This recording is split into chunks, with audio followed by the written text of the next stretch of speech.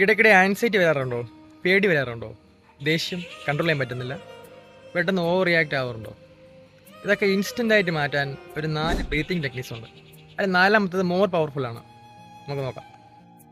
First 1 4-7-8 breathing technique എന്ന് വെച്ചാൽ 4 second inhale ചെയ്യണം, 7 സെക്കൻഡ് അത് ഹോൾഡ് ചെയ്യണം, 8 സെക്കൻഡ് പതിയെ മൂക്കൊഴി എക്സേൽ ചെയ്യണം. ഇൻഹേലും എക്സേലും മൂക്കൊണ്ടായിരിക്കണം. സെക്കൻഡ് 1 ബോക്സ് ബ്രീത്തിങ് എന്ന് പറയും. എന്ന് വെച്ചാൽ നമ്മുടെ മനസ്സിൽ ഒരു ബോക്സിനെ ഇമേജിൻ ചെയ്യണം. ബോക്സ് അതിൽ 4 second inhale, 4 second hold, 4 second exhale, എന്നിട്ട് 4 സെക്കൻഡ് ഹോൾഡ്. വീണ്ടും repeat this four 4 or 5 times. ആദ്യം പറഞ്ഞ ആ ബ്രീത്തിങ് ടെക്നിക്കും 4-5 പ്രാവശ്യം റിപ്പീറ്റ് ചെയ്യാം.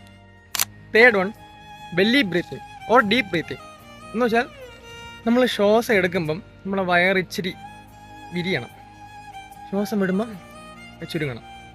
ഒരു കൈ വേണമെങ്കിൽ ചെസ്റ്റ് വയ്ക്കാം, വേറൊരു വെയിറ്റ് വയ്ക്കാം, നമുക്കത് അറിയാൻ പറ്റും. ഇത് ഡീപ്പ് ബ്രീത്തിങ് എന്നും പറയും. അവസാനത്തത് ഹമ്മിങ് ബി ബ്രീത്ത്. ഇതിനെ ഭ്രമരി പ്രാണായാമം എന്നും പറയാം. പക്ഷെ ഭ്രമരി ചെയ്യുമ്പോൾ കുറച്ച് മുദ്രാസ് ചെയ്യണം.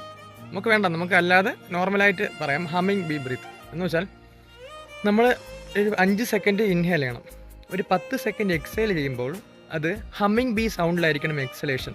എന്ന് വെച്ചാൽ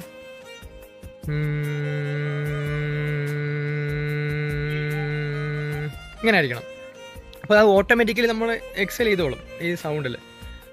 ഈ 4 ഒരുമിച്ച് ചെയ്യണമെന്നില്ല, ഒരുമിച്ച് ചെയ്താലും കുഴപ്പമില്ല.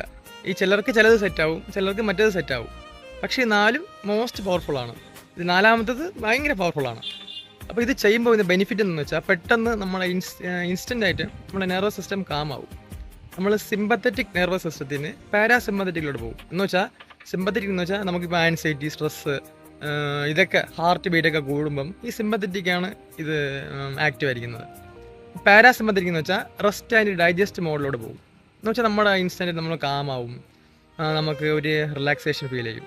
അപ്പോൾ നിങ്ങൾക്ക് എപ്പോഴെങ്കിലും ആൻസൈറ്റിയോ പേടിയോ അല്ലെങ്കിൽ എന്തെങ്കിലും ദേഷ്യം അങ്ങനെ എന്ത് വന്നാലും നിങ്ങൾ ഇതിൽ ഏതെങ്കിലും 1-2 ട്രൈ ചെയ്യാം. പിന്നെ ഇതൊക്കെ ചെയ്യുമ്പോൾ ഒന്ന് മൈൻഡ്ഫുള്ളായിട്ട് ചെയ്യണം. എന്ന് വെച്ചാൽ വേറെ ഒന്നും ആലോചിച്ചുകൊണ്ട് ചെയ്യല്ലേ. നിങ്ങളെ ഫോക്കസും നിങ്ങളെ കോൺസെൻട്രേഷനും നിങ്ങളെ ബ്രീത്തിലായിരിക്കണം. അത് മാത്രം മതി. അപ്പോൾ ഇത് ഇഷ്ടപ്പെട്ടെങ്കിൽ, ഈ വീഡിയോ ഇഷ്ടപ്പെട്ടെങ്കിൽ ലൈക്ക് ചെയ്യണേ, ഫോളോ ചെയ്യണം, നിങ്ങളെ ഫ്രണ്ട്സിന്, ഇഷ്ടമുള്ള ഫ്രണ്ട്സിന് അയച്ചു കൊടുക്കണം. നിങ്ങളുടെ സപ്പോർട്ട് മാത്രമാണ് എന്നെ പുതിയതായിട്ട് വീഡിയോസ് ചെയ്യാൻ വേണ്ടി പ്രേരിപ്പിക്കുന്നത്. അതുകൊണ്ട് എല്ലാവരും ഒന്ന് സപ്പോർട്ട് ചെയ്യണം. ഈ ബ്രീത്തിങ് ടെക്നിക്സ് ചെയ്ത് നോക്കിയിട്ട് എങ്ങനെയുണ്ടെന്ന് കമൻറ്റിലൊന്ന് അറിയിക്കണം. ശരി എന്നാൽ.